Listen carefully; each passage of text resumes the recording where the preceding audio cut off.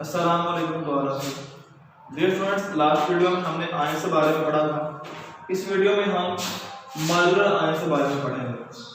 जैसा हमने ये पढ़ा कि एटम में से इलेक्ट्रॉन ट्रांसफर हो तो आयन्स बनते हैं, और वो आयन दो तरह के होते हैं, positive ion and negative ion.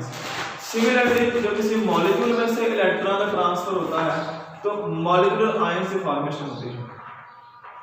हमने ये पढ़ा था कि प्रीवियस लेक्चर्स में सब्सटेंसेस दो टाइप से होते हैं, नंबर 1 एलिमेंट्स और नंबर 2 कंपाउंड्स। एलिमेंट्स सबसे छोटा यूनिट है, स्मॉलेस्ट यूनिट, उसे हम एटम बोलते हैं, और जो कंपाउंड का सबसे स्मॉलेस्ट यूनिट है वो मॉलिक्यूल है। ऐसा नहीं कि एलिमेंट मॉलिक्यूल के फॉर्म में नहीं हो सकते, एलिमेंट एटम और मॉलिक्यूल दोनों फॉर्म में अवेलेबल होते हैं। जैसे हाइड्रोजन एटम के फॉर्म में स्टेबल नहीं है, वो मॉलिक्यूल की फॉर्म में हमें मिलता है H2। नाइट्रोजन एटम की फॉर्म में स्टेबल नहीं है, वो किसी दूसरे एटम या एलिमेंट से बॉन्डिंग करके हमारे पास मॉलिक्यूल की फॉर्म में हमें स्टेबल हाइड्रोजन मिलता है। बट जितने भी नोबल एसिड हैं वो एटॉमिक स्टेट में भी स्टेबल है, helium, neon, argon, krypton, xenon, तो ये सारे एटम की फॉर्म में भी स्टेबल होते हैं। डेफिनेशन है when a molecule loses or accepts an electron it forms a molecular ion। Friends, यहाँ पर आप सबके लिए सजेशन है, जब आप किसी चीज़ को पढ़ रहे हैं तो आपके पास उस सब्जेक्ट के रेलेवेंट टेक्स्ट बुक जरूर होनी चाहिए।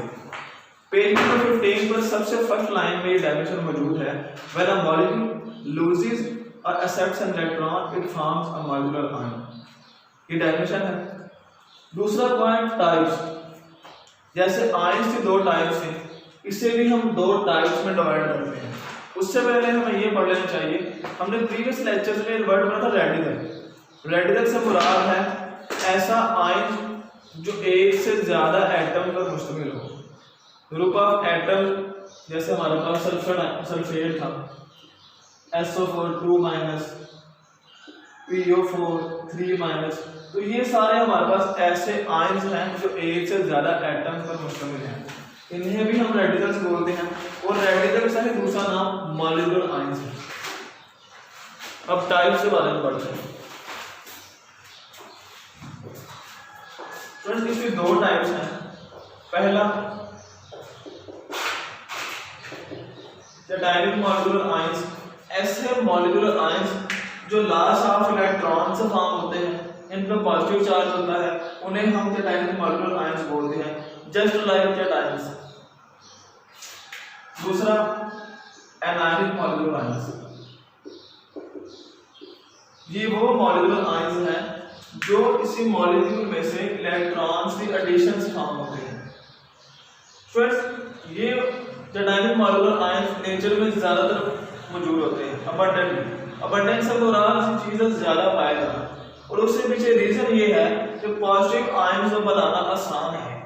किसी भी एटम या मॉलिक्यूल में से इलेक्ट्रॉन्स को एडिशन करवाना जरा टफ होता है एज कंपेयर टू उस एटम या मॉलिक्यूल में से इलेक्ट्रॉन्स को रिमूवल करवाना। जब किसी एटम या मॉलिक्यूल में से आप इलेक्ट्रॉन ऐड करवाते हैं तो उनसे उस एटम या मॉलिक्यूल के अंदर जो पहले से मौजूद इलेक्ट्रॉन्स हैं उनमें और एडिशन होने वाले इलेक्ट्रॉन्स में रिपल्शन होती है, जिस वजह से वो प्रोसेस थोड़ा सा टफ होता है। बट जब इलेक्ट्रॉन रिमूवल करवाने की बारी होती है तो वो उसे हम हाई एनर्जी से इलेक्ट्रॉन रिमूवल करवा सकते हैं। यही रीजन है कि एटॉमिक मॉलिक्यूलर आयंस हमारे पास नेचर में अबंडेंटली मौजूद होते हैं, ज्यादातर पाए जाते हैं, और ये थोड़ी तादाद में पाए जाते हैं। एग्जांपल में हमारे पास CH4 पॉजिटिव, ये मीथेन है। मीथेन का मॉलिक्यूल आपने हाउस होल्ड में नेचुरल गैस जो यूज होती है उसमें 85% मीथेन होती है, मीथेन को CH4 बोलते हैं। उस CH4 में से एक इलेक्ट्रॉन रिमूवल हो जाए तो ये जो आयन बना है जिसमें पॉजिटिव चार्ज है, तो जाहिर सी बात है इसे हम एटॉमिक मॉलिक्यूलर आयंस बोलते हैं। Similarly helium He positive, helium ऐसा एलिमेंट है जिसका एटॉमिक नंबर 2 है, और हमने पढ़ा था एटॉमिक नंबर से मुराद नंबर ऑफ प्रोटॉन्स होते हैं, और किसी भी एटम के अंदर नंबर ऑफ प्रोटॉन्स और नंबर ऑफ इलेक्ट्रॉन्स सेम होते हैं जब वो न्यूट्रल फॉर्म में होता है। अब एटॉमिक नंबर 2 है तो उसमें दो इलेक्ट्रॉन्स हैं, फर्स्ट इलेक्ट्रॉन रिमूवल हुआ तो हीलियम पॉजिटिव बना, इसे हम एटॉमिक मॉलिक्यूलर आयंस के नाम से जानते हैं। अगर इसमें से दूसरा इलेक्ट्रॉन भी रिमूवल हो हीलियम एक ऐसा आयंस बन जाएगा जिसमें सिर्फ प्रोटॉन्स और न्यूट्रॉन्स रह जाएंगे, 2 इलेक्ट्रॉन से दोनों रिमूवल हो गए, तो He2+ बनेगा, उसे हम अल्फा पार्टिकल या अल्फा रेस नाम से भी जानते हैं। दूसरा जस्ट यहाँ पर मैंने आपके माइंड में आया सर He तो एटम है, ये तो एटम मतलब ये हीलियम एटम से आयन बना है, तो उसे हम मॉलिक्यूल कर रहे हैं। तो जैसा मैंने शुरू में बताया हमारे पास जो मॉलिक्यूल की डेफिनेशन है वो स्टेबल होने की तरह से, मतलब ऐसा सब्सटेंस जो इंडिपेंडेंटली रह सकता है उसे हम मॉलिक्यूल बोलते हैं। अब मॉलिक्यूल के लिए जरूरी नहीं है तो वो एक से ज्यादा एटम्स पर ही मुश्तमिल हो, कोई भी ऐसी स्पीशीज जो इंडिपेंडेंटली एग्जिस्ट कर सकती है उसे हम मॉलिक्यूल बोल सकते हैं।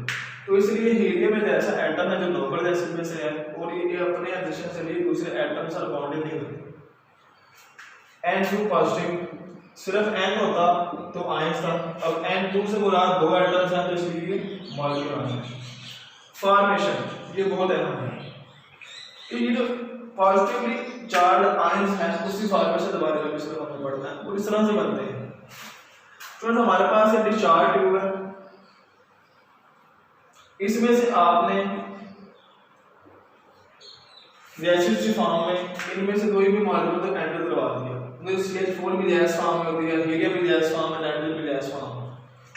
ऊपर से हाई एनर्जी इलेक्ट्रॉन बीम जो पास हो रहा है, अब हाई एनर्जी इलेक्ट्रॉन बीम जब उसमें से पास होता है तो वो इलेक्ट्रॉन को रिमूवल करवा देता है।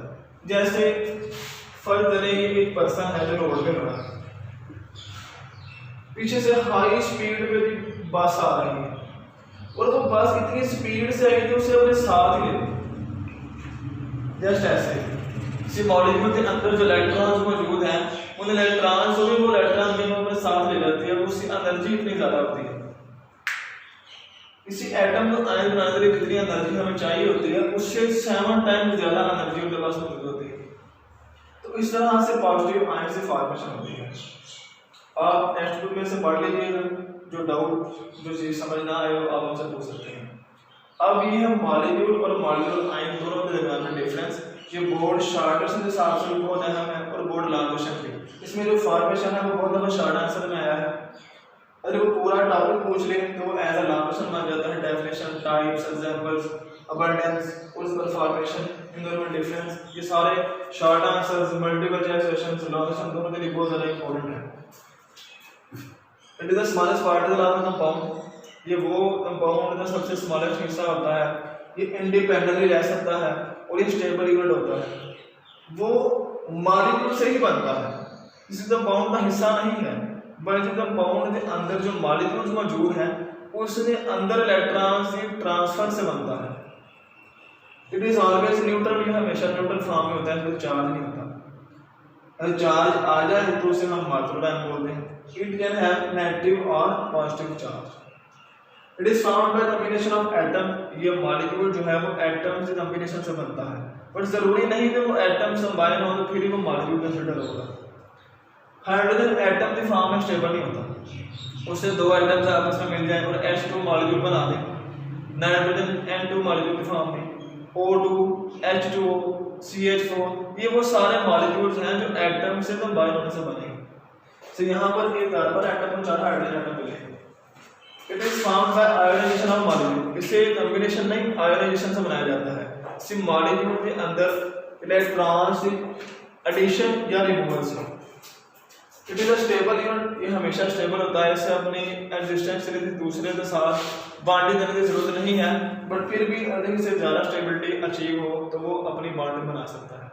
It is a reactive species, reactive से मुराद जब पॉजिटिव या नेगेटिव चार्जेस हैं तो अपने ऑपोजिटली चार्ज से सराउंड होकर तो उससे अट्रैक्ट होते हैं और उनकी ख्वाहिश होती है कि हम फिर दूसरे आयन से बॉन्डिंग करने के बाद स्टेबल यूनिट बना दें। तो स्टूडेंट्स हमने आज ये सिर्फ एक टॉपिक पढ़ा मॉलिक्यूलर आयंस, इसमें से जो भी डाउट्स हैं वो आप हमसे पूछ सकते हैं।